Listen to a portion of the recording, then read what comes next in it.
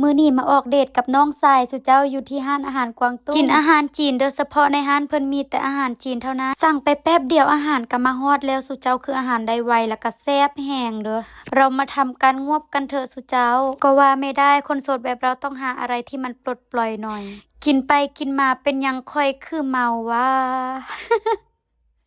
ทำไมฉันถึงเมาวะทุกคนอยู่นี่เพิ่นจะบริการดีเด้อสุเจ้าบริการดีอาหารก็มาไวรวดเร็วทันใจแถมอาหารแซ่บในระหว่างที่เฮากินอยู่เพิ่นก็ยังมาเสิร์ฟเรื่อยๆมื้อใดที่ค่อยมีผู้บ่าวจีนนะสิพาผู้บ่าวจีนมาหานี่ทางในห้านเพิ่นกว้างขวางแถมแอร์เย็นสบายขนาดสุเจ้าพนักงานเว้าจาม่วนแถมเหล้าเบียร์มีทุกชนิดเลยจ้ะมีโต๊ะโซฟาให้นั่งพร้อมหรือว่าโต๊ะธรรมดาก็มีนะจ๊ะห้อง VVIP ก็จะเป็นห้องใหญ่ประมาณนี้เด้อแล้วก็จะมีห้อง VIP ห้องน้อยซำนี้ฝากร้านนะเด้อวันวาเลนไทน์นี้พาผู้บ่าวจีนมาที่ร้านนี้ได้นะจ๊ะออเวิร์นเจร้านอาหารกวางตุ้งจ้ากินข้าวแล้วก็นอนต่อยุ่งแฮมติดกับร้านอาหารเลยนะจ๊ะได้เลยว่าอยู่นี่บริการดีสุดวันวาเลนไทน์พาผู้บ่าวจีนมาได้เลยนะจ๊ะ